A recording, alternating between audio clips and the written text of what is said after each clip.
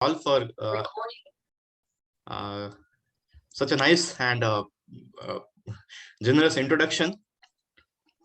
Before I start this session, I would like to first of all thank all my professors, all my faculty members for having imbibed in me so much qualities that have helped me sail through the various vagaries of life, personal as well as professional. And I especially thank Dr. Kaul for having given me this opportunity to share my experiences with the students. This is the little way in which I can pay back to the college, which has given me so much. So with the permission of all my faculty members, I will start today's session. Okay. Yes, Prashant, start. So first of all, I would share my presentation for today. I request Kaul sir to please allow me sharing the presentation.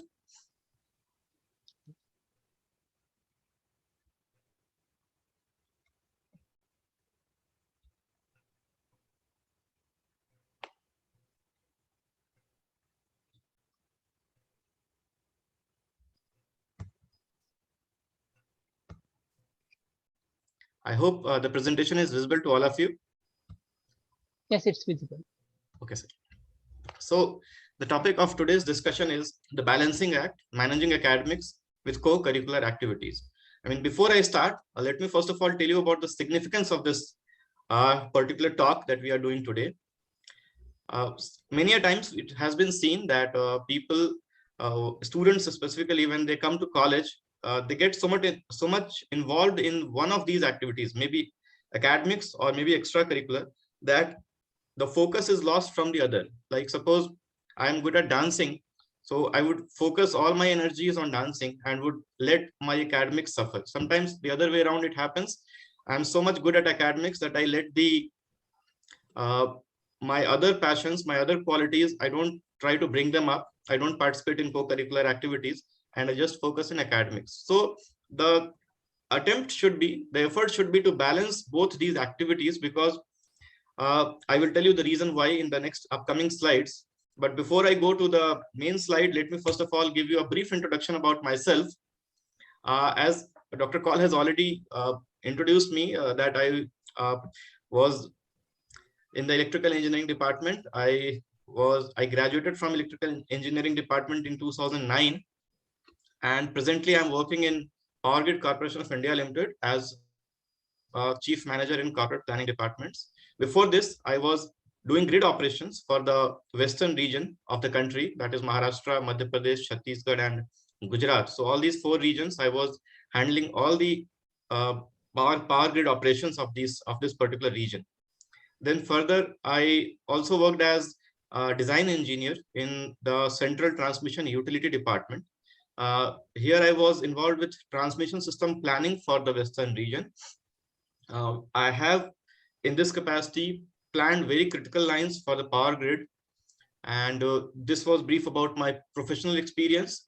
While in college, I was involved with various activities. So the most important being, I was the chief editor for College Magazine's region. And while I was a chief editor, we published the first online version of the magazine. And I started the voices section also. Here I would like to mention one important point. This first online version, which was published for the magazine, the first payment was done by Amit Kaul sir out of his own pocket expenses, because we didn't have so much of funds back then. So he said that, okay, not an issue. I will fund whatever is the cost is incurred for putting the magazine online, so that all the alumni can go through the magazine as and when it is issued, as and when it is unveiled. So I also was the team coordinator for electrical engineering team during NIMBUS. We carried out various events, windmill making. I mean, this is back in 2007. Today, windmill has become very famous, but we did the designing competition in 2007. Then crossroad mnemonics, transformer stripping. So these three events were there, main events. And I also participated in a national level design competition of flying robot. This was hosted by DRDO. My team was headed by Ms. Shalya Sankyan. She happens to be my junior, 1 year junior. Our design was considered in the top 50 entries. And since funding was allowed just for top 10 models, so unfortunately we could not get the funding for making a working model out of our design. I was also the training and placement representative for the electrical engineering department. And while I was a TPR, all the eligible students got placed. About 36 of the 42 students got double placements, and about 22 students were placed in PSUs like IOCL, NTPC, Power Grid, SJVNL, DRDO, and MECON. So overall, it was a very successful tenure for me as a TPR. I was the founding member of ESL at NIT Hamirpur. I mean, when we were in the second year, we realized that there is nothing sort of a support or guidance that is being given to the people who have an entrepreneurial thought process. So we decided to go ahead with it. And I and few of my friends, we set it up. The first summit was held in 2008, if I remember correctly. And it was a very successful event, 2 days. And we had speakers from all across the country, eminent speakers. And the event was a success back then. I was also the student head of Electrical Society. And I published a paper on effective communications in classroom in the NISF journal. This is National Independent Student Forum. So this is a brief introduction about me. Now I will start with the presentation. So basically, when we join college and once we graduate, what are the pathways that are available to a student? So broadly, I have categorized four specific categories. There might be others, but these are the 4 broad pathways that are available to a student when he is standing at the college gates after completing the college. So either he can get into an IIM or go to some foreign management college, Harvard, Wharton, wherever he wants. Or else, I mean, today, these days, this is quite trendy, preparing for civil services. A large number of our students are doing very good in this sector these days. So you might want to prepare for civil services. You might want to get into Indian Engineering Services. You might want to get into the State Public Service Commission. So this is one avenue. Then you can qualify the GATE examination and you can get into a number of PSUs, Maharatna PSUs, Navratna PSUs. Bharat Electronics Limited is there, NTPC is there, GAIL, ONGC, just to name a few. And otherwise, there is a group of students who straight away wants to get into the high-tech companies which are there, such as Amazon, Google, Yahoo. I mean, straight from college, they want to get into these and they want to start pursuing a technical career. So these are the 4 basic areas. There might be others, but the point is that when you want to get into any one of these, how do they assess you? How do they assess your performance? And then they allow you to enter their organization. So 2 main assessment parameters I have prepared. One is the academic merits. The other is the co-curricular merits. So academic merits, if I talk about generally speaking, you should have a CGPA of above 7.5. Below 7.5, no one entertains. You should have been able to find your passion. I mean, you should be able to, if suppose someone asks you what are the areas of strength, then you should be able to tell that, okay, I'm from electrical engineering department and machines, power systems, these are my strong areas. Control systems, these are my strong areas. Then you should have a good aptitude, logical bent, and desire to explore further. Logical bent because whatever is being told to you, you should be able to question it and come to a logical questioning. And you should have a desire to explore further. Suppose I tell you that, okay, such and such technology exists. So you should be in a position to explore it further. You should have the knowledge, basic skills to explore the technology further.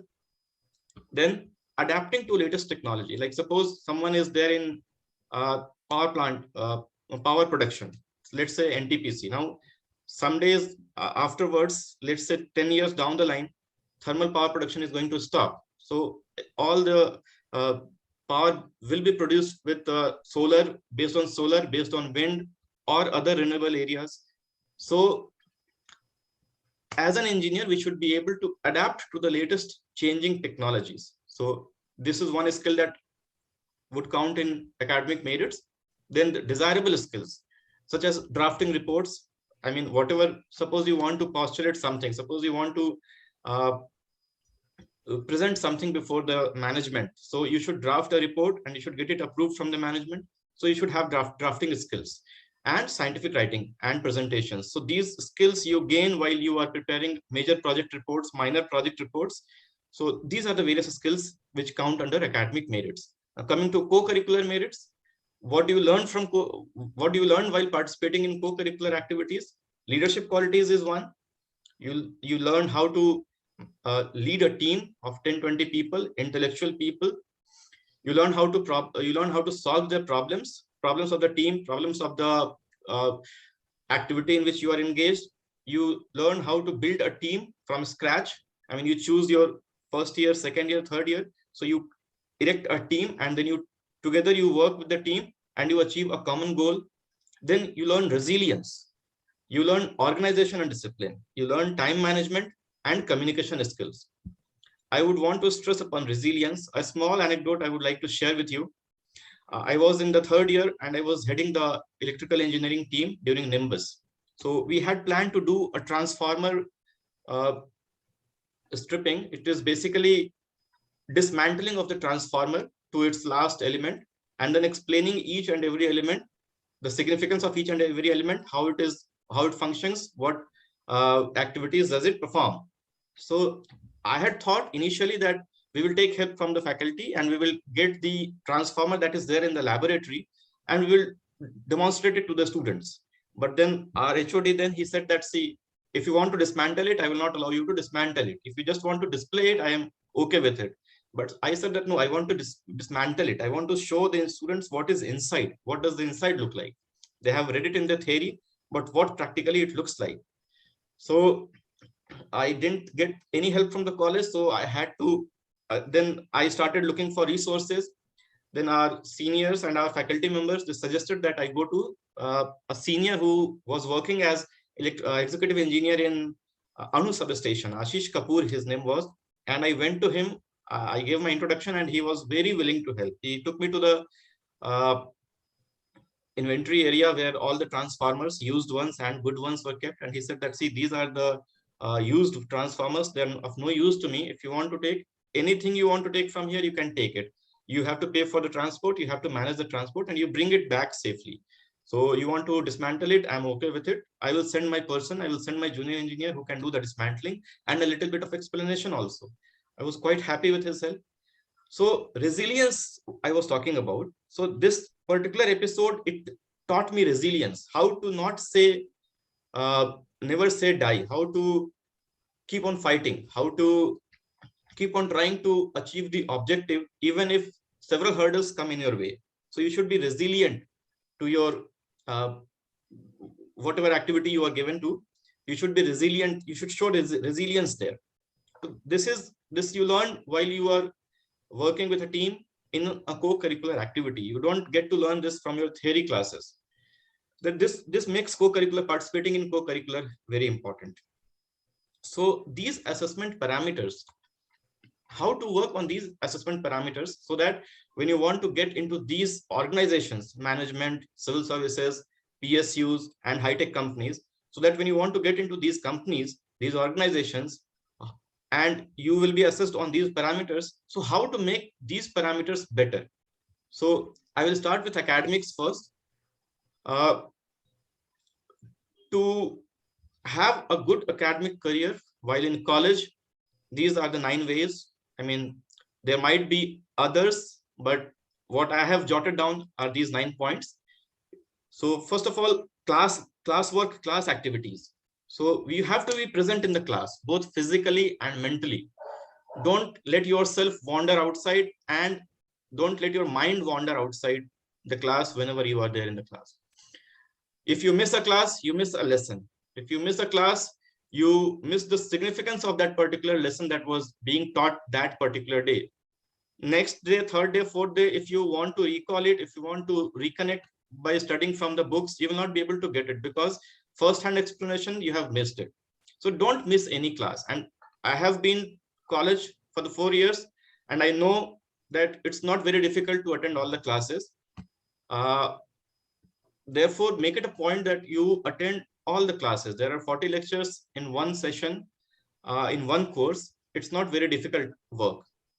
Then you have to finish the assignments that are given to you by your faculty members on time and by your own self. If you don't do by your own self, what happens is you miss upon the concept building exercise. Like suppose you are solving a numerical. So there is a thought process involved behind it. And if you don't do it by your own self, that thought process does not develop. And if you miss upon that, if you ever happen to come across a real life situation wherein that particular chapter is involved, so your thought process won't prompt you with the right answers, and you again will have to look up to someone else to find you the right answers for that real life situation. So therefore, finish the assignments on time. There are 3 or 4 questions that are given by the faculty members to be completed in a week's time. So I think you have enough time to do that work by your own self. Then you have to attend all the lab sessions and record it in the lab file within the session itself.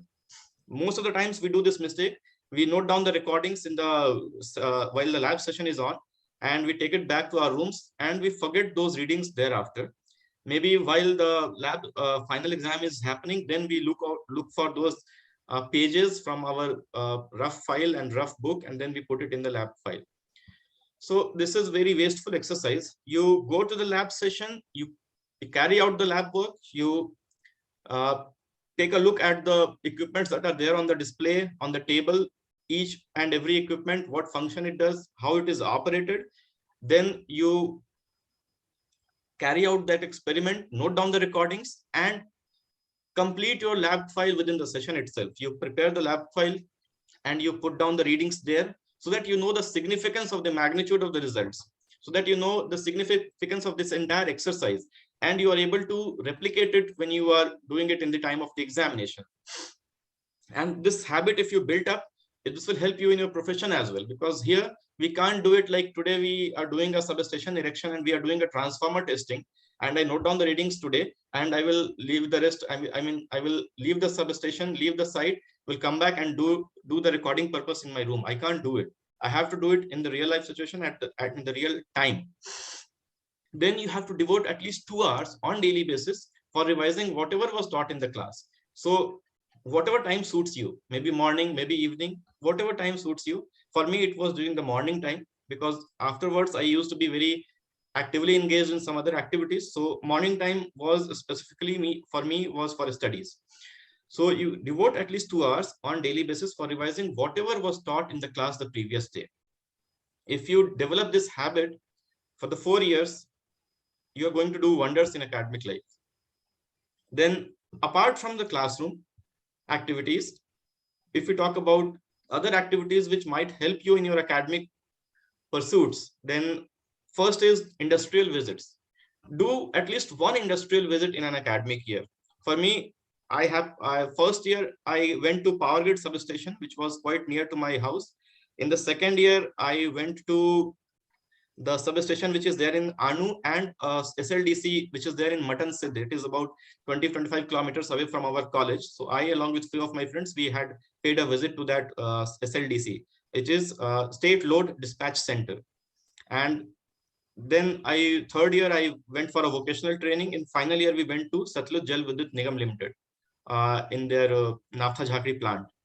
So all 4 years I carried out one industrial visit, and it has helped me a lot. So you find out your passion, what you are passionate about, and all 4 years, once in all 4 years you go there in a specific industry that suits your passion, you pay a visit and you note down whatever you learn from there, and you come back. So this will help you a lot in your academics, and once you enter your professional life. So you should develop a liking and passion for few subjects.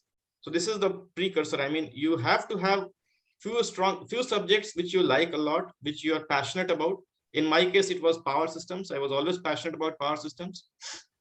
Then third point is pick just a couple of good books for any course. This is one mistake which I committed. I used to refer to too many books, and because of which I realized that I was not able to recollect all the material from various books. So therefore, I realized that if I just focus on couple of good books for one course, it will help me easier to recall and will help me manage my studies well. Fourth point is select major and minor projects based purely on interest. If you are interested in artificial intelligence, select a project based on artificial intelligence. If you are interested in robotics, so you select a project based on robotics. In my case, I was interested in power systems, so both my major and minor projects were based on power systems, and it is helping me till today. My minor project was it was lambda based. It was economic load dispatch through lambda based iteration method. I did it under Dr. Sushil Chauhan, under the able guidance of Dr. Sushil Chauhan, and it is helping me till today. We have got so many upgraded regulations coming by the government of India. It's being rolled out. So first was security constrained economic dispatch, and just previous month they have come out with the regulation on market based economic dispatch. So these things, when I read them now, I am very easily able to recollect it, and when I put it up to my seniors and my officials in Power Grid, I tell them what the significance of these things. They are quite happy with my performance. So it is just because of the minor project work that I had completed in my third year that I have an advantage over my peer group presently in my company. So if you want to do a major and minor project, do it based purely on interest, not because someone is telling you, not because your professor is telling you, not because your friends are telling you. Quite a lot many times it happens that just because Akash is doing it and he is good in his studies, so let me also follow him, let me also do the same project. So this does not work. You have to find your own interest, and then you have to select your major and minor project. Then you have to spend more time on solving numerical than parroting theory. You should solve as many numerical problems as possible, because you go through the theory once and you practice the numericals based on that theory. This helps you in concept building, because when you are in Power Grid or companies like this, say you are an electronics engineer and you go to Bharat Electronics Limited, so there they will give you a circuit. Straight away they will give you a circuit and they will ask you to solve the problems. So if you are numerically well, if you have the concepts clear only, then you will be able to do it. And if you're not able to do it, then you will be shunted. I mean, since it's a government organization, they will not throw you out, but they will put you in a place where your technical skills will be put to dustbin, and you will be solely working on your general skills, which is not good for an engineer. And on the right hand side, you can see what grades mean. I have put that slide. It's A, B, C, D, F. I mean, you can go through it. I don't want to explain it. Next, we come to the roadmap for academic excellence. So based on what I told you in this slide, what all do you need to do? So this is the roadmap. How during the first, second, third, and final year, how you should plan the 4 years so that you become academically good. So first year, you should plan your roadmap by exploring things like, if you want to go for civil services, whether you want to go for PSUs, whether you want to get into a leading technology company, or you want to do an MBA or MS, etc. So based on your inclination amongst these activities, you plan your roadmap in the first year itself. Like suppose I want to do MS from say Texas University or say an IIT. So what all are the criteria? What all are the requisites that I need to fulfill, and I need to get an admission into it? What all scholarships are there? All these kinds of things, you should prepare a roadmap for that, and how you are going to prepare for it. Thirdly, you should get a good SGPA in the first and second semesters. I mean, this is a very small advice, but it will work wonders with you, because in the first and second semesters, the subjects, they are quite +2 level subjects, and they are just a familiarization of engineering. And there is every chance that you're going to score good in these semesters, because you very easily get whatever is being taught in the classroom. And if you score well in these 2 semesters, then in the second year and third year, when scoring becomes difficult, when the branch subjects come up and the scoring becomes difficult, then the average still will be above 7.5, and it will help you sail through the academic rigors. So work on your SGPA in the first and second semesters, especially this goes especially for the first year students. Mold yourself into a routine in the first year itself. Like suppose if you get into a routine, I recall that while I was in college, I had a fixed routine up to the final year. I used to wake up at 6 o'clock in the morning, and I used to go to bed at say 12 o'clock or 1 o'clock in the night. This carried on for the entire 4 years that I was there. Every day I used to wake up at 6, used to do some studies till 8 o'clock, and then 8:15, 8:20 I was there in the class. Then again, this entire thing kept on repeating for 4 years. So first year, you set yourself into a routine, you mold yourself into a routine, and you will see that you are, effortlessly, you can do well in your academics. So you come to the second year now, you develop a passion for at least 2 courses. Like second year, you get to know your basic engineering subjects. Like for me, it was circuit theory, power systems, it was control theory, it was signals and systems, it was artificial intelligence and neural networks. All these subjects were introduced to us during the second year, and I developed an instant liking for power systems. So, and machines as well. I was good in machines as well. Dr. Himesh Handa was our professor then, and I liked the subject a lot. So then you should start gathering information related to the chosen career path. Like suppose you wanted to do an MBA, so you should start gathering as much information related to the MBA field as is possible. What are the colleges available? What are the minimum criteria for marks, CAT or GMAT? What you have to give a GRE? Then what extra things that you need to put it up in your resume to get selected? What can you do to get scholarships? All these things. You gather all these information during the second year itself. Then you participate in the technical events and competitions as much as possible. Increase the participation. Whatever event is being organized, you should participate. You should keep some time spare for participation in technical and competition events. And you should go for an industrial visit, as I have already told you before. The third year again, you will have your minor project. You will start working on your research publication. So research publication is one thing where you should, this is not there in our college, prevalent in our college. Few students, they do publish research work, but this is not something which is prevalent. So I would request my faculty members to encourage all the students to get their work published, to ask them to work on something, some technical area, and get it published. If not, if the third year student is not himself eager enough, then you club him with some MTech student or some research student there, and together they can come out with that paper, so that it helps him in the career. In future, it helps him in the career. Then participate in paper presentations. This is, the students can do on their own self. There are several colleges which come out with paper presentation competitions, and you can put down your papers there and you can participate in that. Again, third year also, you should go for an industrial visit. Third year, again, you should participate in as many technical events as possible. Then final year, if you come to, then you should start preparing for the various competitive examinations. If you're preparing for civil services, this is the year that you should start working on it. You should spare some time, say 2-3 hours on a daily basis for those competitions specifically. You will have your major project, and you should work very diligently, work hard on those major project subject that you have chosen, and do it based purely on your interest. You should publish your paper by now. Third year, you have started working on your publication. By final year, you should be able to publish your paper in one of the journals that is there in your access. And finally, again, you should go for an industrial visit. So this is the roadmap for academic excellence during the 4 years period that you are there in the college. With this, I move on to the next slide, which is this slide is important for you because here I will give you an organizational structure of Power Grid. Wherever you go, any company, any organization you go, you will find the organizational structure to be on the same lines. I'm talking about the engineering-based companies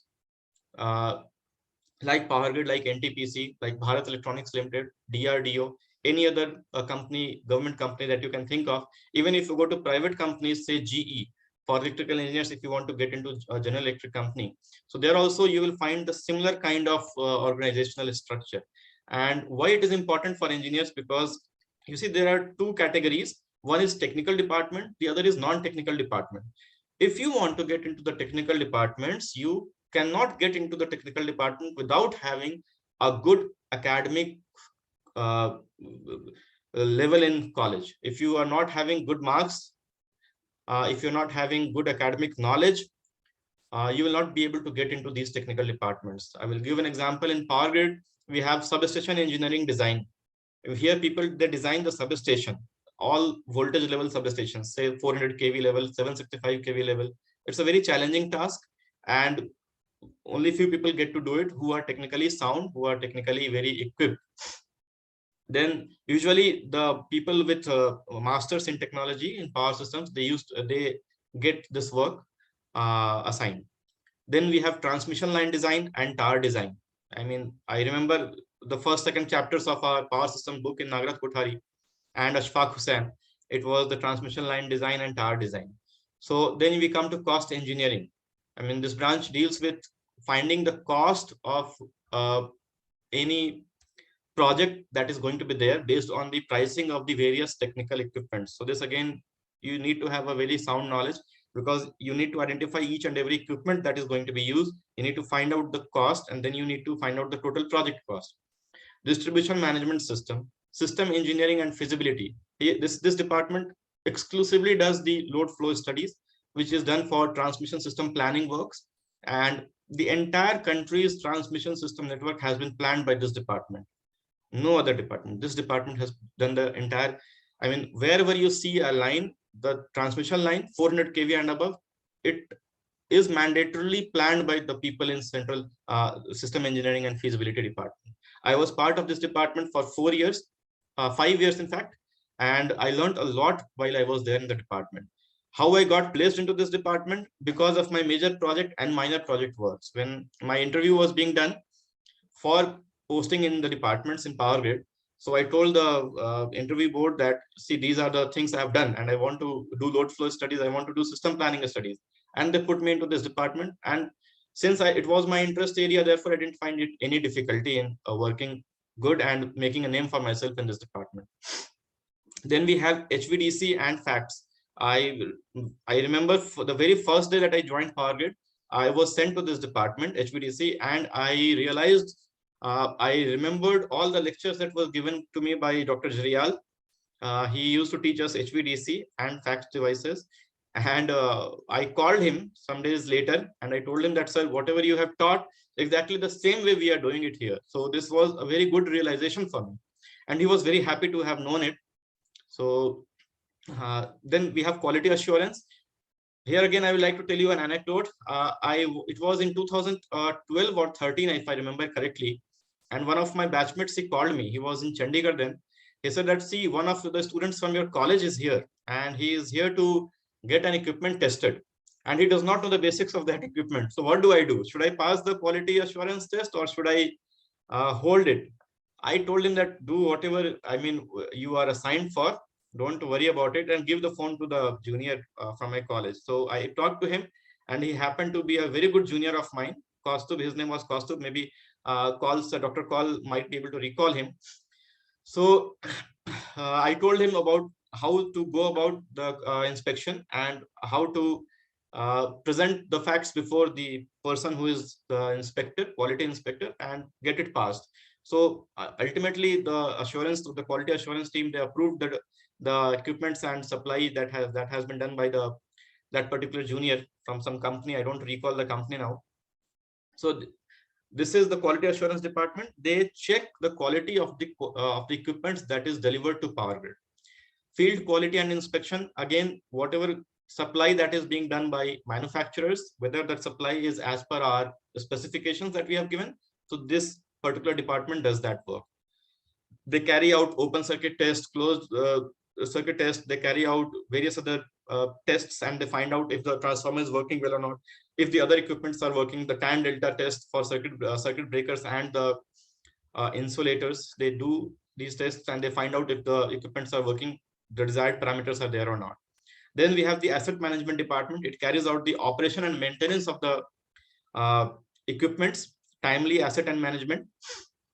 So again, you need to be very good in your technical skills, because the equipments usually they are quite old and it takes a good amount of care to maintain it periodically, and likewise.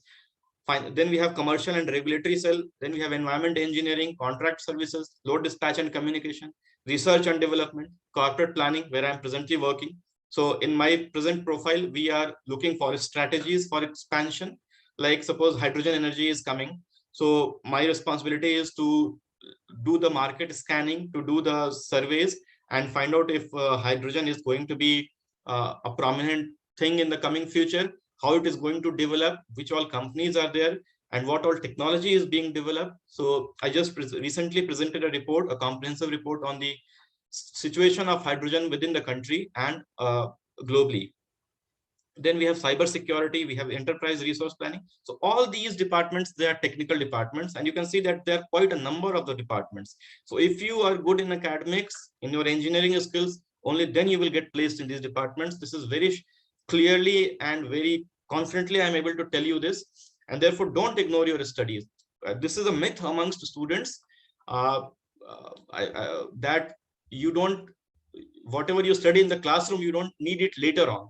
This myth I want to destroy once and for all. Just focus on your academics, focus on your coursework, focus on the assignments. That will help you do good in your career. If in case you want to stay in engineering, if in case you don't want to stay in engineering, you want to switch over to management, then okay, you need a good CGPA to get into management. You can't do with low CGPA. So focus on your academics, focus a lot on your academics, work hard. Then we have the non-technical department, where whether you don't need good engineering skills, at least you need good business development skills, you need good public relations skills, finance and HR, but you don't need good engineering skills to work in these departments. So you can see how few number of them are there. I mean, if you are not good in technical skills, you will be placed in these departments, and it's real pain working in these departments, I can tell you. Because being an engineer, if you are asked to do public relations, I mean, people don't like it. Engineers especially, they don't like doing this work. Therefore, work hard and get it placed into the other departments. So this was an example, and with this, the academic portion is complete. I mean, I had told you about the assessment parameters, academic merits. Now I will take you to the co-curricular merits. So what are the desirable co-curricular activities that you can work upon while you are in the college? You can work upon research publications and editorials. A research publication during college always looks good on the CV. Other ways to include writing editorials on subjects of interest through newsletters, through blogs, student magazines, etc. So you work for enhancing your writing skills and presentation skills while working on the research thing. Then you have to work on your community service, things like blood bank campaign, health check campaigns, yoga and exercise sessions, cleanliness drives, being associated with hostel committees. So you get a sense of community while working in these areas. You know what your community is and how you can take care of your community that is just around you.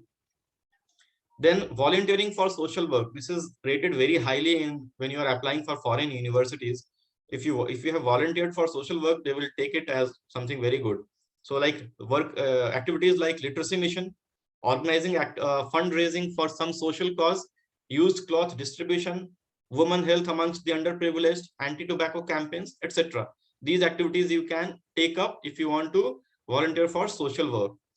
The sports and athletics, you can follow the sport you are passionate about. It helps a lot in shaping the personality and developing character.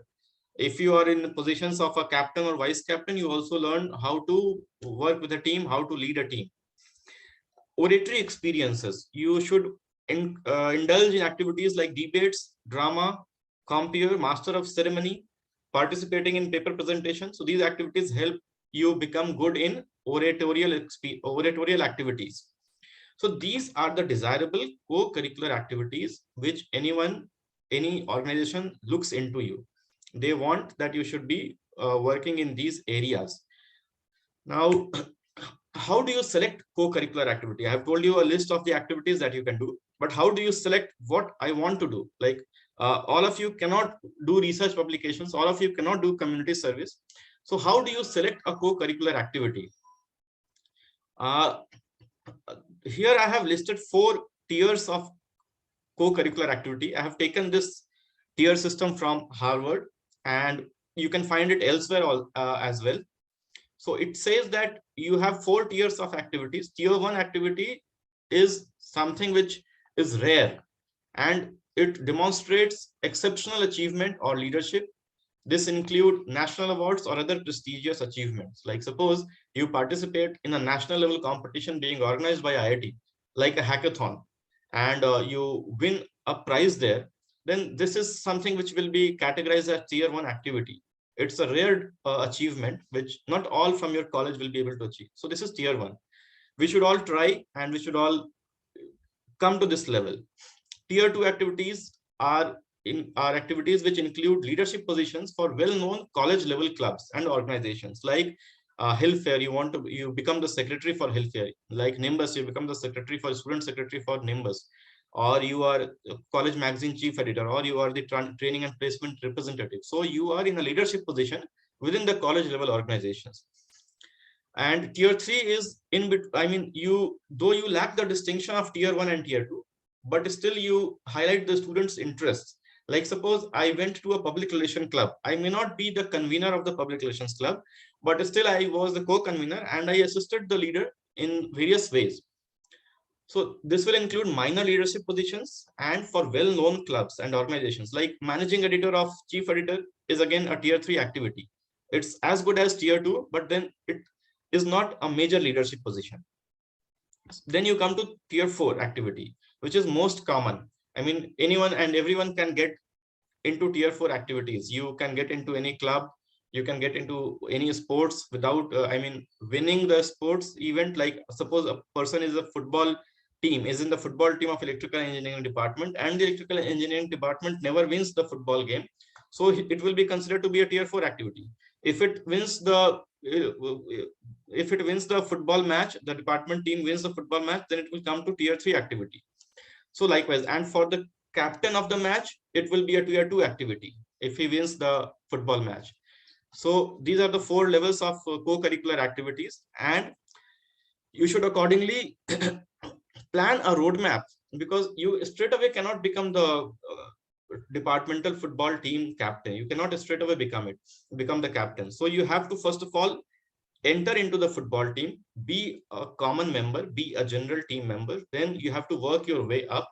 You have to score goals for your team, and you have to lead 3-4 people from your team, and then they will give you the captaincy position, and finally you will come to the tier 2 activity. So how do you plan the roadmap for co-curricular activity during the 4 years that you are there? So first year, you join various activities. The goal is to find a fit, passion, and interest.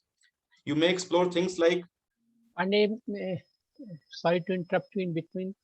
We can have a break in between, and we can ask the audience to give certain questions to you before you proceed further. Okay, and that will also give you a certain amount of rest, I believe, sir. Sure, sir. So any questions are welcome now. Up to now, whatever questions are there.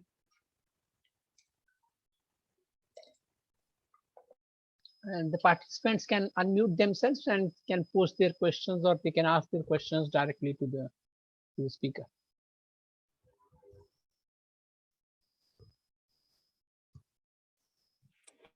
Good evening, sir. Hello. Yeah, you are audible, Ishita. Yes, sir. Good evening, sir. So my question is that how much time does a publication take to publish?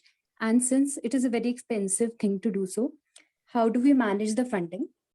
And if in case ideally we manage through the funding and all, so during the job interviews, if it is in the process of getting published, how do we put that into our CVs? Like disclosing it before it get published will create a havoc of self-declaration.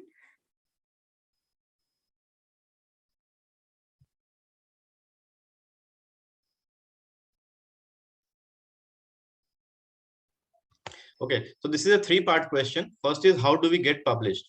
So see, you have to start when you are in the 3rd year itself. Only then you can be able to get published by the final year, and by the time you are supposed to give your interviews. Getting published, I think, is more academic rigor than financial rigor, because being at an IIT Hamirpur, you have access to all the journals, because our professors, they have access to all the journals. They themselves are publishing papers into those journals, and they will be happy to help you. So the primary thing is, when you are going to publish, is that you should have a passion for that subject. So suppose I will take my own example. I have passion for power system engineering. Then I should be thorough with the subject. Then I should be able to frame the problem statement. Like present day problem statement, if we talk about, then it is, what if we have all the solar energy available, we have all the wind energy available, we don't have any coal, and how are we going to uh, survive then? What do we have energy storage resources with us? So this is the problem statement, present day problem statement. And then once you have formulated the problem statement, then you should do your research. Research can be based on visits, can be based on interactions, can be based on literature survey. So these three ways you can develop your research work. And once the research work is complete, then you should put it on paper. You should tell about whatever various research surveys that you have done, the interactions that you have had, and the studies that you have carried out, and you should summarize it in the form of a paper and conclude. So this is the most important work. Start it in the third year, beginning of the third year, because by then you will have significant amount of knowledge about your particular branch, particular department, and particular subject that you are planning to write your paper on. Getting it published, you take the help of your professors. There are several organizations these days, several publication firms, publication organizations, which don't ask you to pay anything. They will just they will put your paper for peer review. There are peer groups who have volunteered to do review of the research work materials presented to them. And then once they review it, you have to again rework on that and then resubmit it to the publication house, and the publishing house will then finally publish it on their website, on their journals, on their procedures, proceedings, all these places. So don't need to worry about funding thing, just need to worry about academic research. And then if you start preparing for it in the third year, I'm sure that by the end of the third year or by mid of the final year, you will be able to publish it. So you don't need to worry about proving it in front of the interview board, because you have not yet published, you are still in the process. And even if you are in the process, you can convey it to the interview panel that, see, I have worked this much and I have already sent it for publication. This is being peer reviewed, this is being reviewed by the peer group or being reviewed by the a specific journal that you have presented your work to. So this you can convey it to the panel, and they will, I mean, they all are people, they have been through the same process, so they will know about it. So I think this is the way you have to go about it. I myself published a paper. I got an opportunity. There was a national independent student forum being organized in the college itself, and they asked for paper presentations, and I published my paper on communications within the classroom, because I realized that back then the communications they could have been better because of various reasons between the student and the professors. So I think, I hope I have answered your query. Yes, sir. So could you please list out some forums or platforms which give the opportunity to students to publish their work? Yeah, I mean, one platform is very famous these days. LinkedIn is there. You can publish your paper on LinkedIn. They give you this, you just have to buy the premium subscription and they will allow you to publish a paper. I mean, it will be there on the LinkedIn page. People can download it from there. But the problem is that you have to get it reviewed by your own self. You have to get that paper reviewed by a peer group. So, I mean, an open source peer group. And once it is reviewed and you have worked on the reviews, you can get it published on LinkedIn itself. There are other forums also you can go and check.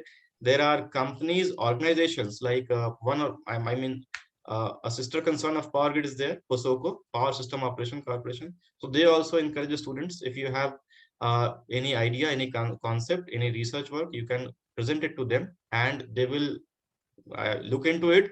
They even reward students for good publications. Every year this is happening. There are several, I can quote you a few examples. The famous ones, the Springler and IEEE. In my case, it is IEEE. So IEEE also has a student publication. So you can take the help of that. Power Grid itself organizes a national level conference. We call it as Grid Tech. So there again, we ask the students for paper presentations where you can publish, where you can submit your papers. It can get reviewed and it can get published. There is no I mean, we don't ask for anything. I myself have got 2 papers published in that, in Grid Tech conference. It's a SIGRE based organization, which is located in Paris. So they are the main journals, and we take the help of that journal. PowerGrid takes the help of that journal. So you just need to look through internet, and you will find many resources popping up. In case if you don't find, you can always come back to me, and I will tell you about the various resources. Yes, sir. And so there's one last question. Like, what is let him finish it, and then we can have it again. Okay. Yes, sure, sir. Okay. Thank you so much. So, Pandey, we can continue with the presentation, and then at the very end, we'll have that question answer session. Sure, sir. So we had finished with this. No, we were at this point. First year, you find out what your goals and passion is. We were discussing about the roadmap for having a good extracurricular profile, co-curricular profile during the college days. So when you join in the first year, we all do the mistake of joining too many clubs without exploring our interests, our passions, and we end up not taking full advantage of joining that particular club. In my case, like when I joined the college, I was walking down to the D block room in Kailash Boys Hostel, and I saw the notice board, and they were distributing the college magazines region to the college students. So I decided that I will be a part of the college magazine. Then a few days later, we got a group of students. They said that they have come from ISTE, and they organize activities for the overall growth of the students. So again, I decided to go for it, but then I realized that I don't want to organize things. I want to rather participate in those activities. So I didn't join ISTE. Then I joined Dimensions, but I'll come to it later on. I joined other clubs also, like Literacy Club also. I was there for a few days. Music also I tried, singing, and some other social work clubs also I joined. I mean, in first year, we joined many clubs. And when you come to the second year, you should narrow down on the clubs, because now you have come to the second year, you know what each club does, and whether it fits with your passion, whether it fits with your overall goal of achievements and whatever you target. So if it is not fitting within that criteria, then you should just come out of that club. Like Dimensions, second year, I was out of the club because I thought that they are organizing general events, nothing specific, and I will not get to learn much from that. So during the second year, I left Dimensions Club. You should identify potential leadership opportunities that you may want to pursue next year. Like in the second year, you are well aware about the clubs that are there, about the activities that are happening, and whether your passions are there in that activity or not. And if you are passionate about that activity, whether you can get a leadership opportunity in that particular activity. Like suppose I take the example of literacy mission. So I joined in the first year. Second year when I came, do I see that I can do well here? I can do good in delivering quality education to the underprivileged sections of the society. If I can do it, if I want to do it, if I can do it, I will surely get a leadership opportunity here. If not the main leader, but I will get to assist him. So this activity you should carry out in the second year itself, because that makes the going further simpler. Then you should conduct a new activity by your own self. You are in the second year, you know about various activities that have happened, and you can find the missing link. Like when I was in the second year, I and few of my friends, we realized that there is nothing to support the entrepreneurial activity of the students. There's nothing to support the startup opportunities. So we decided that we will start an entrepreneurship cell. So this was a new activity, and we had decided it by our own self. We had organized it by our own self. So you should also find something like this, even a small, activity, if you can find out, like a small activity like organizing a robotic campaign or a robotic workshop, like organizing something like an essay writing contest. You organize it by your own self. You give some uniqueness to it by making it specific to the curriculum, by making it specific to the latest problems that is being faced in the college and around that area or in academics. So meaning thereby you conduct a new activity by your own self. You can get many ideas if you talk to your peer group. This is the second year. You come to the third year and you pursue leadership in clubs and organizations. I mean, whatever clubs you had joined during the first year and second year, you start pursuing leadership in those clubs and organizations. Add new dimensions to the activities that you are involved with, something that you can take credit for. You should always add new dimensions. Like I remember when I was in the second year, we had a third year senior, his name was Kumar Ashutosh, and along with him, a few seniors were there. So they started an art gallery in the auditorium. So this was something new. The Fine Arts Club otherwise was just involved with painting and doing sketches. Now, gallery was something new for the fine arts people. So it was widely appreciated, not just by our college, our director, sir. I mean, people who used to visit from outside, they also used to appreciate that gallery. So it was a new dimension to the regular activity. Like when I was the chief editor of the magazine, I started Voices. It was a writing competition for the students. Anyone and everyone could come and write whatever they wanted. And the best entries would get published in the magazine. So this was something new. So likewise, you should also try to add new dimensions to the existing activities that you are involved with.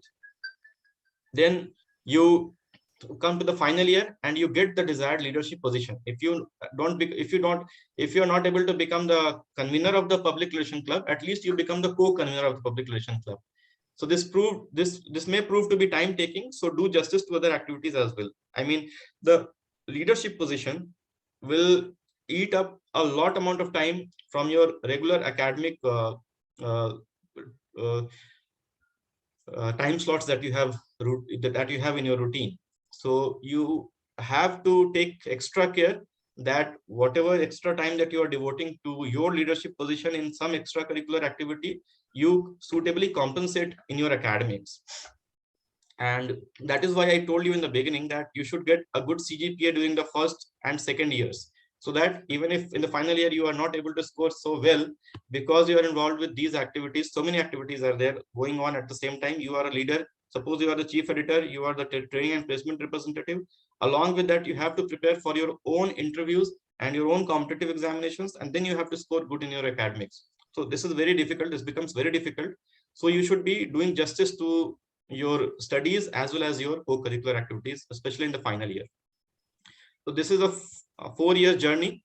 First year you plan where you want to get into finally, and the 2 years you work on that leadership opportunity, and finally you become the leader in that chosen field.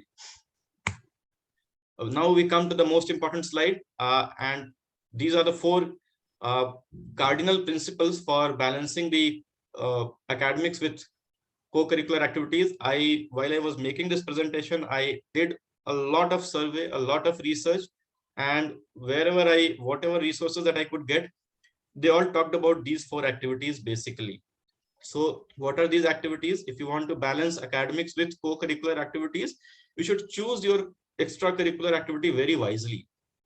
Do not join every club, as it will be a big drain on your time. Always invest time in activities that lead your way to success. I mean, it should be suitable to your requirements. It's efficient to pick 3 to 4 activities and focus on them through obtaining leadership positions. Like suppose you're good in basketball. So you join the basketball team during the first year, then you fine tune your skills during the second year and third year, and finally you become the captain of the basketball team. A vice captain is also good enough. A winning team is very good. If your team is able to win the basketball game, it's very good. So this is about choosing extracurricular wisely. We should have an instant liking for basketball if in case you want to become good in basketball. So choose extracurricular activities based on your interests, based on your passions. Don't go beyond 3 to 4 activities. And then coming to the routine thing. So plan out your day in advance and attend each and every activity, whether lectures or cultural events, according to that routine.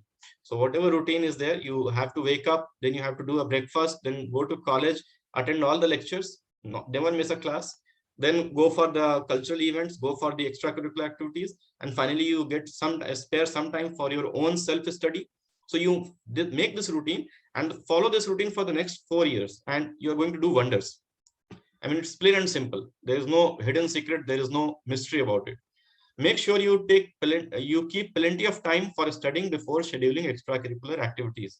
So because you should be giving a balanced time to each of these activities. So you should make sure that you keep plenty of time for studying. You should take frequent breaks. It is always good to have goals in mind, but taking frequent breaks to keep the mind fresh is also an absolute essential that most of the students skip. It helps you maintain concentration level.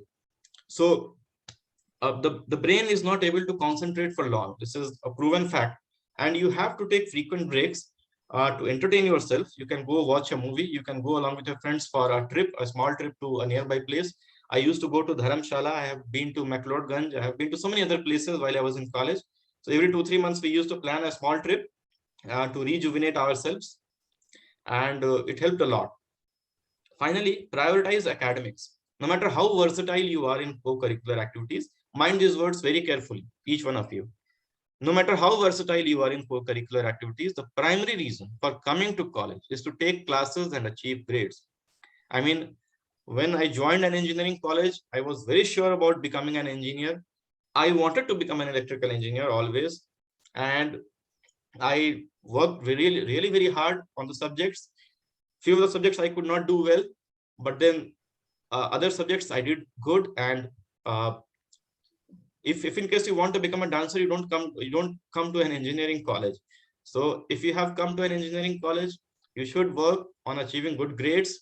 You can't explain your low grades. Suppose you are a 6-pointer or 5-pointer, you can't explain it to anyone, because scoring grades is not such a difficult task. You just have to be regular in your studies. You just have to attend all your lectures. You just have to make all your assignments and attend the lab sessions, and you get good grades.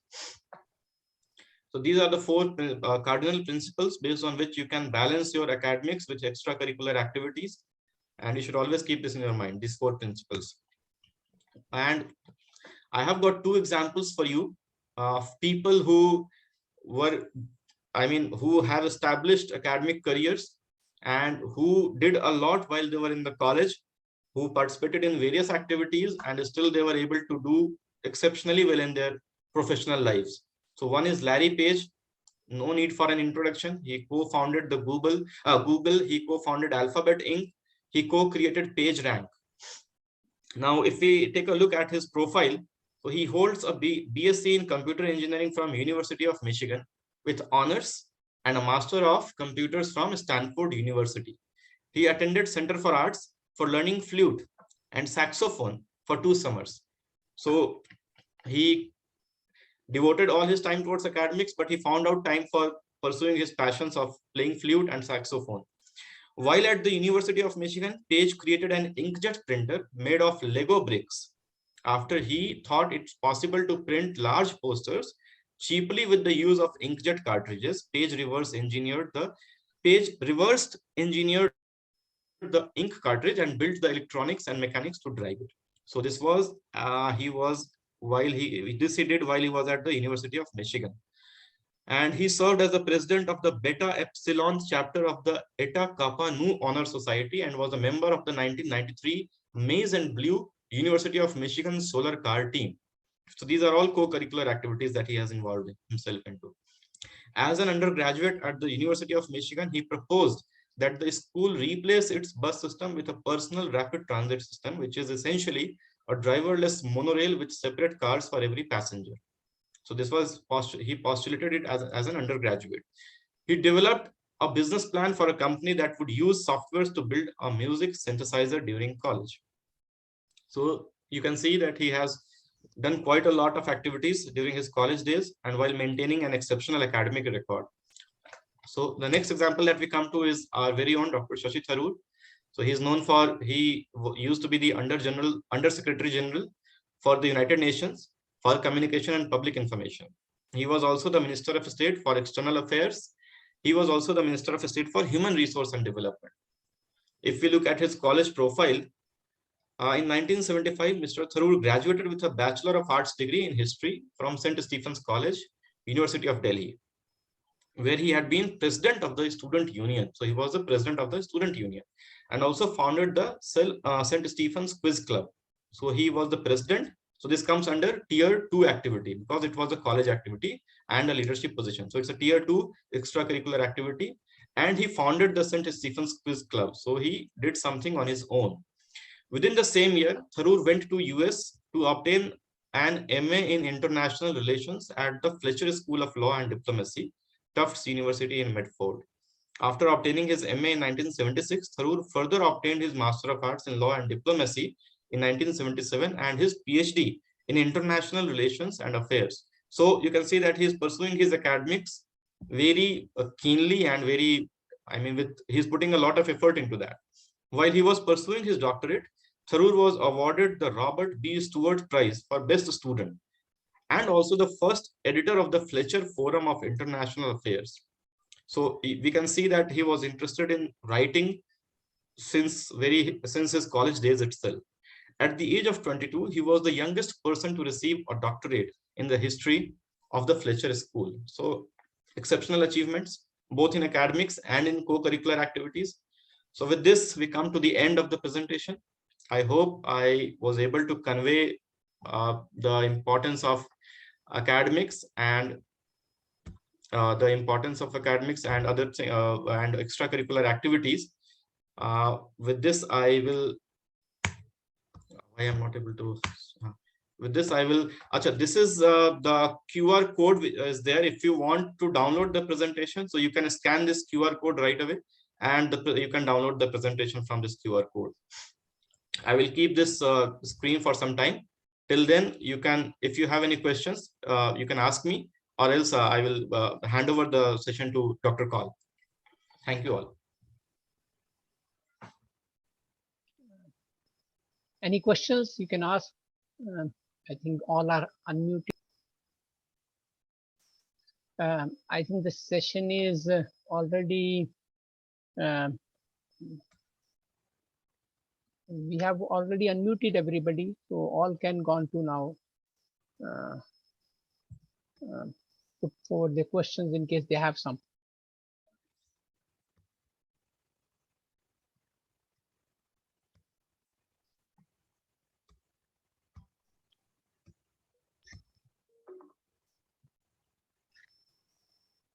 Any questions? You can put the questions in chat box also for the speaker, or if you want the questions to directly come to the speaker, you can directly ask him.